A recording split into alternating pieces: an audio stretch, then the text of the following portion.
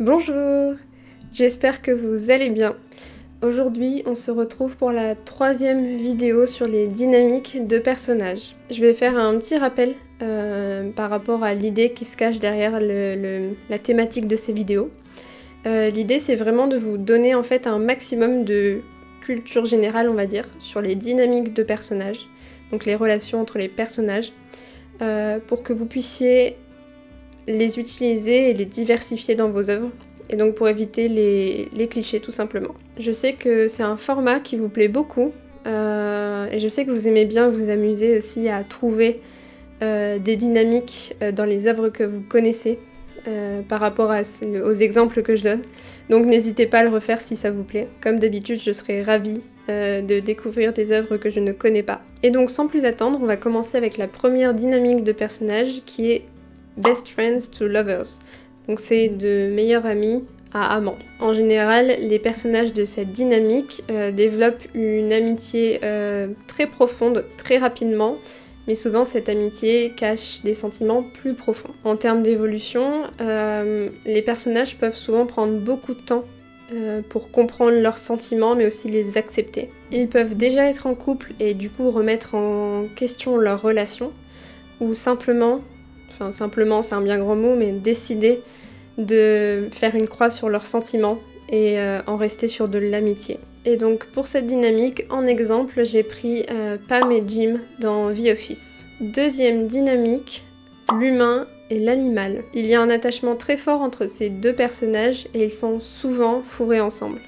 Voire toujours même. Leur relation est souvent désintéressée et basée sur la fidélité et l'authenticité. Ils sont dévoués l'un à l'autre. En ce qui concerne cette dynamique, il est vraiment intéressant de prendre en compte la personnalité et les travers naturels des humains et des animaux. L'humain peut se faire distraire facilement par un facteur extérieur qui va faire qu'il va un peu délaisser entre guillemets l'animal, qui lui au contraire va tout faire pour rester avec lui parce qu'il est fidèle. Et l'animal peut également se faire facilement prendre au piège lorsqu'il décide de sauver son humain.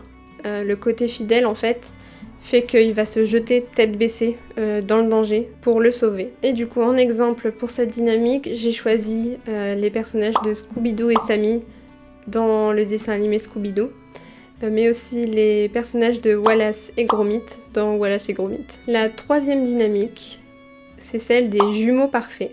Et ça pour le coup, c'est ce qu'on appelle une dynamique dynamique. Le fait que les deux personnages se complètent parfaitement et soient pratiquement la même personne va faire que vous pourrez beaucoup jouer avec les dialogues et le fait que du coup ils finissent les phrases de l'un et de l'autre. Et donc ça peut donner beaucoup de peps à une scène et aussi ça peut la rendre très drôle. Ces jumeaux peuvent se quereller sans arrêt ou au contraire être toujours d'accord. Et ils peuvent utiliser leur apparence similaire pour jouer des tours avec des bonnes ou des mauvaises intentions, ça c'est vous qui choisissez.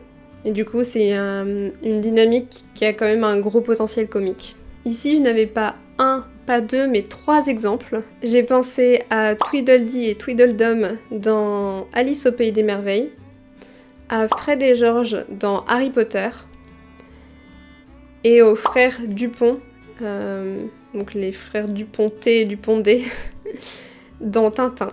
Quatrième dynamique, c'est celle de Dumb et Dumber. Dumb et Dumber, en anglais, c'est une façon de dire qu'il n'y en a pas un pour rattraper l'autre. En gros, les deux personnages sont extrêmement idiots, et à chaque fois qu'on croit qu'il y en a un qui est plus intelligent que l'autre, il vient prouver le contraire en fait.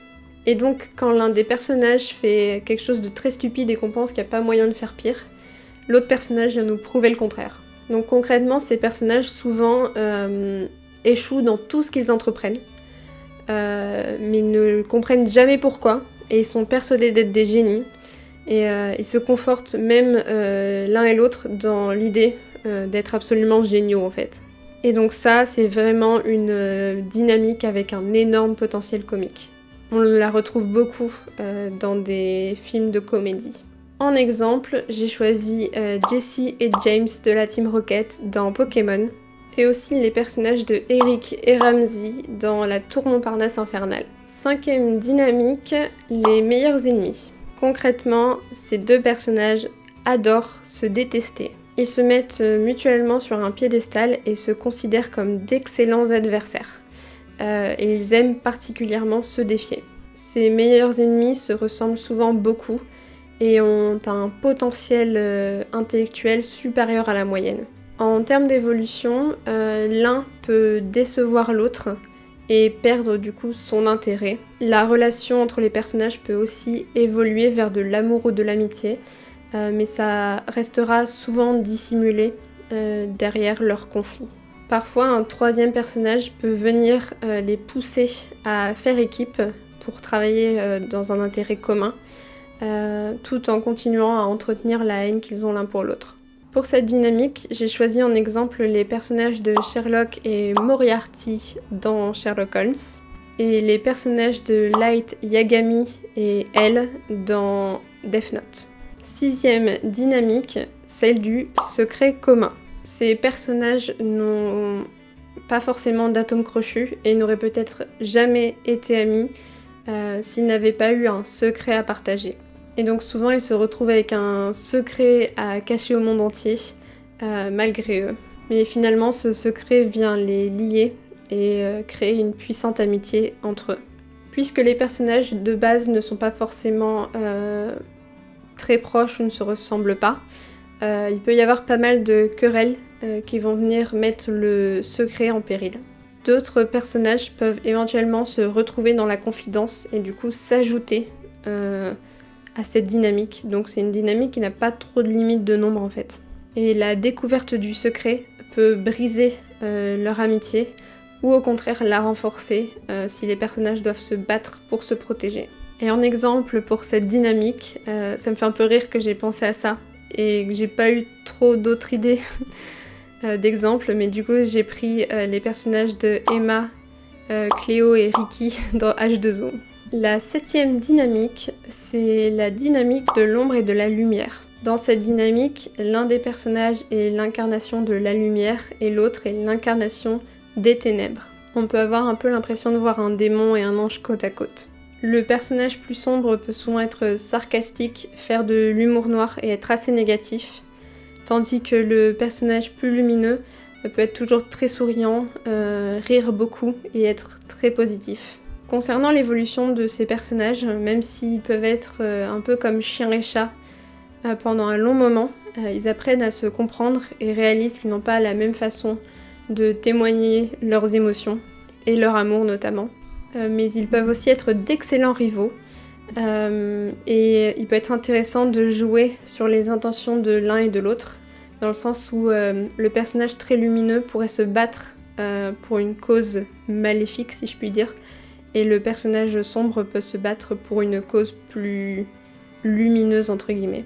En gros, le personnage lumineux peut vouloir détruire le monde et le personnage sombre peut vouloir le sauver. Et donc en exemple, j'ai pris les personnages de Mercredi Adams et de Enid dans la série Mercredi. 8e dynamique, c'est celle de l'amour impossible.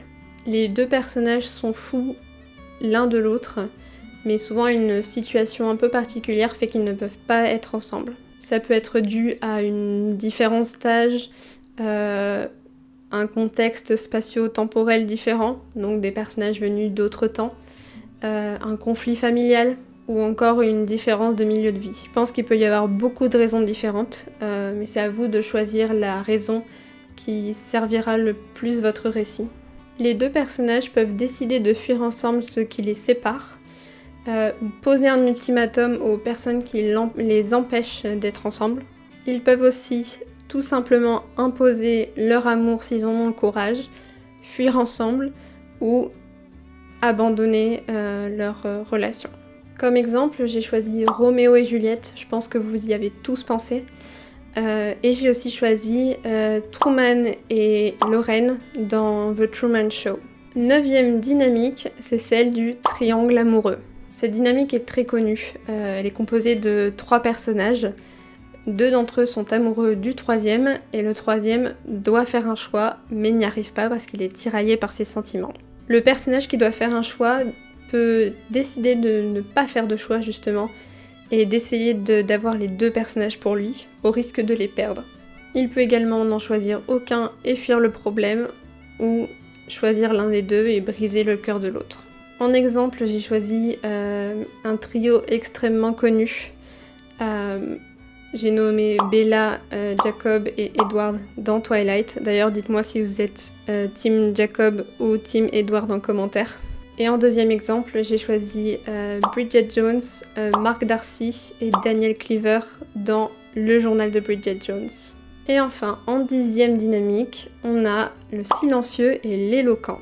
Dans cette dynamique, le personnage silencieux est beaucoup dans l'action, tandis que le personnage éloquent est beaucoup dans l'évitement et utilise la parole pour fuir ses responsabilités et faire distraction.